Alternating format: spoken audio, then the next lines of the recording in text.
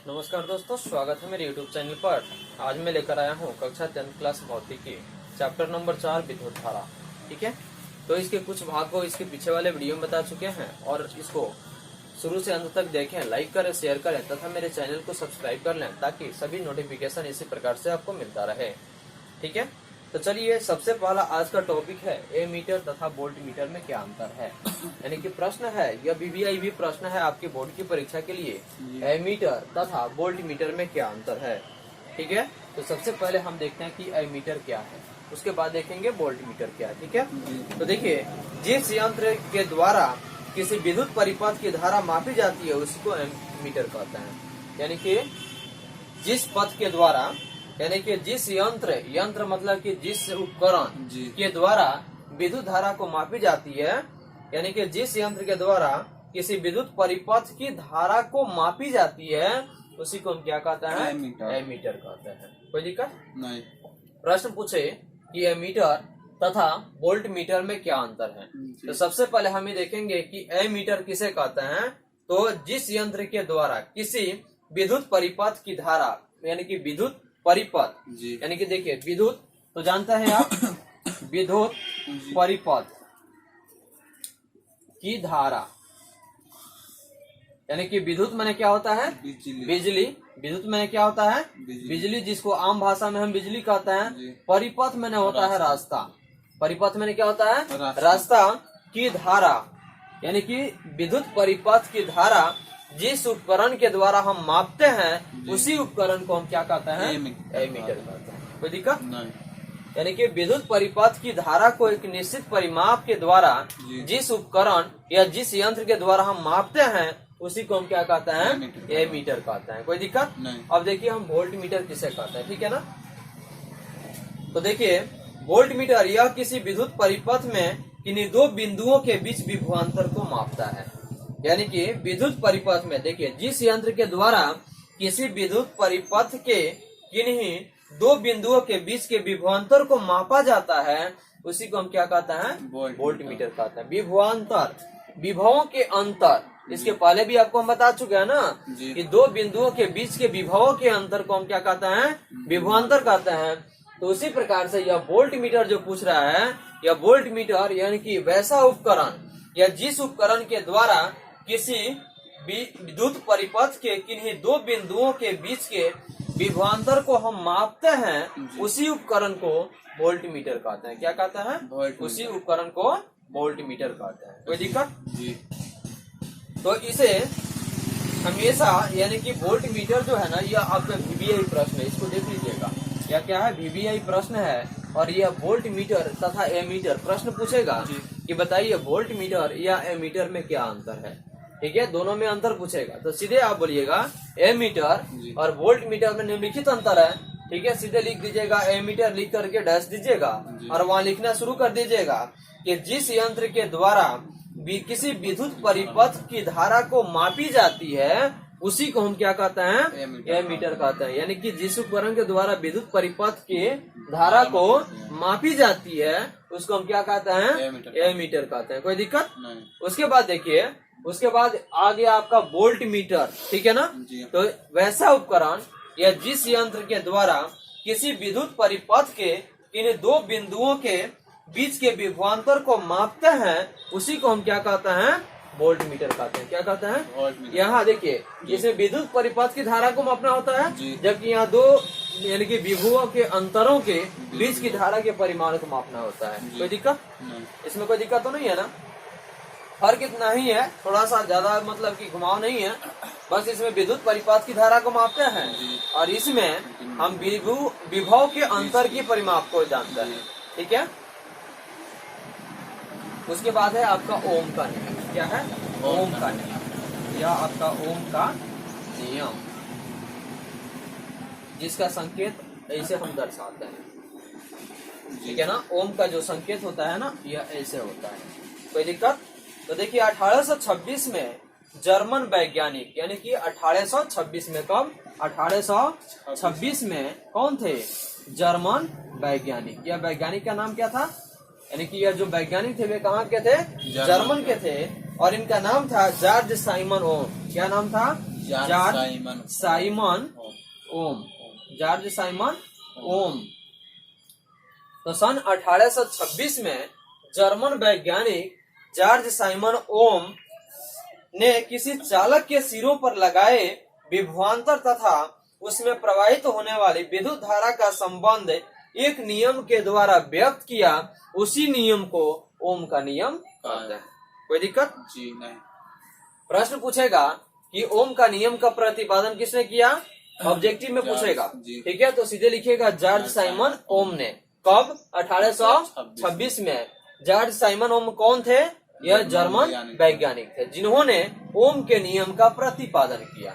और ओम का नियम का संकेत यहाँ आपको दर्शा दिए ना, यही आपका ओम का नियम का संकेत है। इसमें कोई दिक्कत नहीं है ना?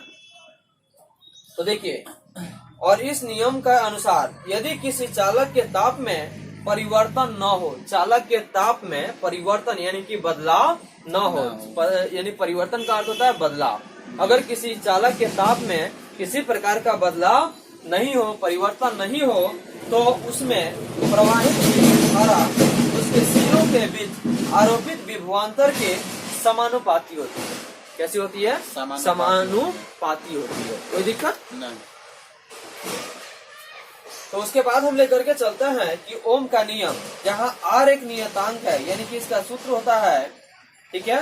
यानी कि ओम का नियम जिसे हम चालक का प्रतिरोध भी कहते हैं, यानी कि R जो है ना, यह R एक नियतांक है जिसको हम चालक का प्रतिरोध भी कहते हैं। चालक यानी कि विद्युत रोधी, प्रतिरोध मतलब रोकने वाला, ठीक है, जिसको विद्युत रोधी के नाम से भी हम जानते हैं। तो देखिए, R नियतांक है, यानी कि इसका होता है आपका, अगला टॉपिक है आपका यहाँ पे, जैसे कि अगर प्रश्न पूछे ओम का नियम किसे कहते हैं तो आप सीधे लिख दीजिएगा जर्मन वैज्ञानिक। सन कब? 1826 ईस्वी में जर्मन वैज्ञानिक जॉर्ज साइमन ओम ने किसी चालक के सिरों पर लगाए गए विभवांतर, विभवों के अंतर को विभवांतर कहते हैं, ठीक है ना।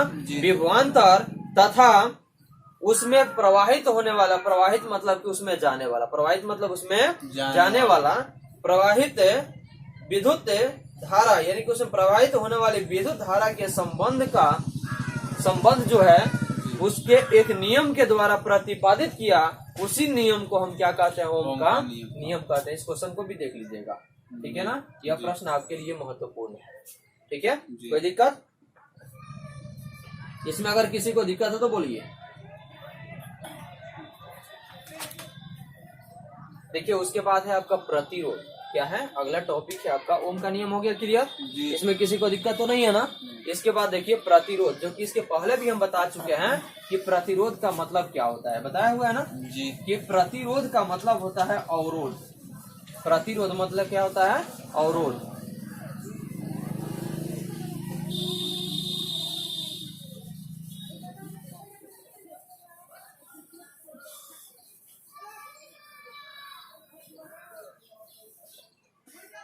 अगला टॉपिक आपका प्रतिरोध, यानी कि क्या है? प्रतिरोध। प्रतिरोध मतलब होता है रोकने वाला, ठीक है ना जी। तो देखिए, किसी पदार्थ का वह गुण, यानी कि प्रश्न पूछेगा कि प्रतिरोध क्या है, तो किसी पदार्थ का वह गुण, किसी पदार्थ का वह गुण जो उससे होकर धारा के प्रवाह का विरोध करता है। विरोध मतलब कि उसको रोकता है, विरोध मतलब रोकता है, ठीक है ना। तो प्रतिरोध यानी कि वह पदार्थ जो किसी भी धारा को प्रवाहित होने से रोकता है, उसको अवरोध करता है, उसकी रोकावट करता है, ठीक है, उसी को हम पदार्थ का प्रतिरोध कहते हैं जी। समझ में आया? उसी को हम पदार्थ का प्रतिरोध या प्रतिरोध कहते हैं। प्रतिरोध का मतलब ही होता है क्या? रोकना। प्रतिरोध का मतलब होता है रोकना। क्या होता है? रोकना। इसी को हम क्या कहते हैं? प्रतिरोध। तो विद्युत धारा प्रवाहित होता है, तो जो वस्तु उसको रोकेगा उसी को ना विद्युत का अवरोधी कहेंगे या प्रतिरोध कहेंगे, ठीक है। तो देखिए, किसी पदार्थ का वह गुण उससे होकर धारा के प्रवाह का विरोध करता है, उस पदार्थ का विद्युत प्रतिरोध या केवल प्रतिरोध कहलाता है, ठीक है। इसमें किसी को दिक्कत नहीं। इसके बाद है आपका प्रतिरोध का एसआई मात्रक क्या है। तो प्रतिरोध का एसआई मात्रक, जो कि इसके पहले वाले टॉपिक में हम बताए थे, ओम बताए थे ना जी, जो कि जर्मन वैज्ञानिक जॉर्ज साइमन जो थे, उन्हीं के नाम में और उन्हीं के सम्मान में इसका हम नाम रखे थे प्रतिरोध का, यानी कि क्या ओम के नियम को प्रतिपादित किए, और यह प्रतिरोध के एसआई मात्रक जो होता है वो आपका ओम होता है। प्रश्न पूछेगा ऑब्जेक्टिव में कि प्रतिरोध का एसआई मात्रक क्या होता है, तो सीधे आसान से बता दीजिएगा क्या होता है, ओम होता है। कोई दिक्कत नहीं।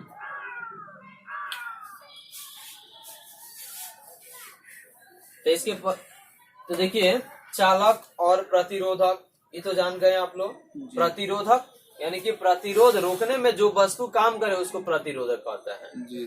ठीक है। चालक तो जान गए, एक पार से दूसरी पार वस्तु को आना यानी कि विद्युत को आने जाने की क्रिया को हम क्या कहते हैं, चालक कहते हैं। और उसको चालक को रोकने में जो वस्तु अपना मतलब कि जगह कायम करता है, या जो वस्तु उसको रोकता है उसी को हम क्या कहते हैं, अवरोधक कहते हैं या प्रतिरोधक कहते हैं। जैसे लकड़ी, बिजली जा रही है तो लकड़ी जब रोक देगा तो बिजली एक पार से दूसरे पर जाएगा, नहीं जाएगा, ठीक है। तो उसको हम क्या कहते हैं, आपका प्रतिरोधक कहते हैं, यानी कि प्रतिरोधक या अवरोधक कहते हैं। प्रतिरोधक कहिए या अवरोधक कहिए, ठीक है जी।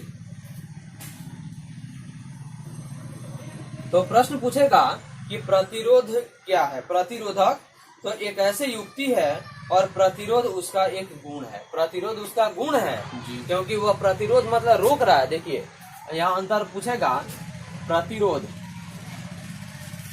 और प्रतिरोधक में क्या अंतर है, यानी कि इसमें अंतर पूछेगा। तो प्रतिरोध एक युक्ति हो गया क्योंकि यह इसको प्रतिरोध कर रहा है, रोक रहा है, और इसको रोकने में जो वस्तु काम करता है, जो वस्तु सहायता करता है उसी को हम क्या कहते हैं, प्रतिरोधक कहते हैं। कोई दिक्कत नहीं। यानी कि जो रोकने का काम करता है, रोकता है, वह क्रिया को प्रतिरोध कहते हैं, और रोकने में जो सहायक होता है उसी को हम प्रतिरोधक कहते हैं या अवरोधक भी कहते हैं। कोई दिक्कत नहीं।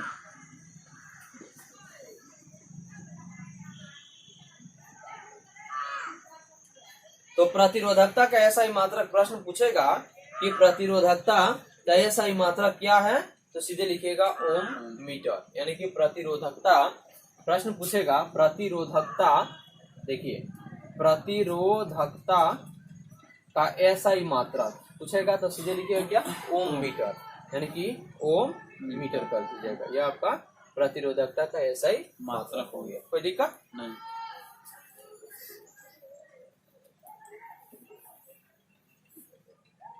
कौन है?